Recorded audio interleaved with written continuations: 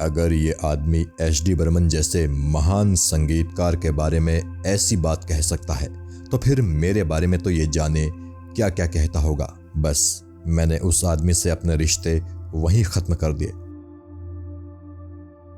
संगीतकार ओ.पी. नैयर साहब ने एक इंटरव्यू में ये बातें गीतकार साहिर लुधियानवी जी के बारे में कही थी। नैयर साहब के मुताबिक एक पार्टी में उन्होंने गीतकार साहिर लुधियानवी को ये कहते सुना था कि उन्होंने एच.डी. बर्मन को बनाया है। चूंकि ओ.पी. नैयर दादा बर्मन उर्फ एच.डी. बर्मन साहब का बहुत सम्मान करते थे तो साहिर की वो बात उन्हें बहुत बुरी लगी और उन्होंने साहिर लुधियानवी से अपने ताल्लुकात हमेशा के लिए खत्म कर लिए। उसी इंटरव्यू में ओ.पी. नैयर जी ने फिल्म इंडस्ट्री के अन्य बड़े नामों संग हुए अपने विवादों का जिक्र भी किया था। उनमें दिलीप कुमार से हुए विवाद का भी जिक्र था। चलिए ये सभी विवाद जानते हैं। अगला किस्सा है ओ.पी. नैयर और देवानंद के बीच खींचतान का। ओ.पी. नैयर जी ने बताया था कि एक दफा अपनी किसी फिल्म के लिए देवानंद ने उनसे अपॉइंटमेंट लिया। डायरेक्टर शक्ति सामंत ने देव साहब को ओ.पी. नैयर का नाम सुझाया था। देवानंद को सुबह 9 बजे तक ओ.पी. नैयर जी के ऑफिस में पहुंचना था।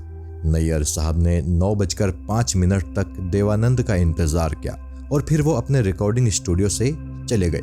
उनके जाने के ठीक 2 मिनट बाद देवानंद स्टूडियो पहुंचे। उस इंटरव्यू में ओ.पी. नैयर जी ने बताया था कि जब देवानंद को पता चला कि मैं 5 मिनट उनका इंतजार करने के बाद स्टूडियो से चला गया तो उन्हें बहुत बुरा लगा। जाहिर है उन्होंने कभी मेरे साथ काम नहीं किया। अगला किस्सा जुड़ा है राज कपूर जी से। नैयर साहब ने अपने इंटरव्यू में बताया था कि फिल्म 2 उस्ताद के गीत कंपोज होने थे। नैयर साहब ने रफ़ी साहब को साइन कर लिया था, मगर राज कपूर चाहते थे कि उनके सभी गीत मुकेश जी से गवाए जाएं। बकौल ओ.पी. नैयर, राज कपूर बड़ी चालाकी से रफ़ी को रिप्लेस करके मुकेश को गाने के लिए लाना चाहते थे। एक दिन राज कपूर नैयर साहब के ऑफिस आए। उन्होंने सभी धुनें सुनी। सुनते हुए बढ़िया झूमे भी। फिर एकदम से बोले, मुझे बताइए इन धुनों पर मुकेश की आवाज़ कैसी लगेगी। ओ.पी. नैयर जी के मुताबिक जवाब में उन्होंने राज कपूर से कहा कि इन धुनों पर मुकेश की आवाज़ बहुत ख़राब लगेगी। फिर ओ.पी. नैयर ने फिल्म के प्रोड्यूसर शेख मुख्तार, जो कि फिल्म में एक रोल भी निभा रहे थे, उनसे कहा कि अगर मुकेश से ही आपको गीत गवाने हो तो आप मुझसे अपना एडवांस वापस ले लीजिएगा। आखिरकार राज कपूर को मुकेश से उस फिल्म के गीत गवाने की जिद छोड़नी पड़ी, मगर उन्होंने फिर कभी ओ.पी. नैयर के साथ काम नहीं किया। अगला किस्सा जुड़ा है दिलीप कुमार से।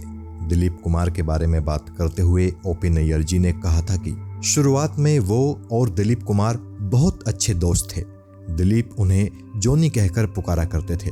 ओ.पी. नैयर जी ने अपने उसी इंटरव्यू में बताया था कि नया दौर फिल्म की स्क्रीनिंग के दौरान दिलीप कुमार ने उन्हें बेफिजूल में पोक करते हुए कहा था, जोनी तुम्हारे गीत तो बहुत अच्छे हैं मगर बैकग्राउंड स्कोर बहुत कमज़ोर है।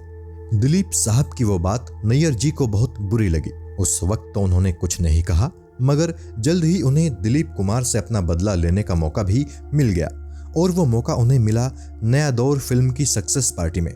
जब पार्टी पूरे शबाब पर थी तो दिलीप कुमार बड़े जोश में आकर नैयर साहब से बोले, तुमने देखा जोनी, मैंने तुम्हारे गानों पर कितना बढ़िया डांस किया है।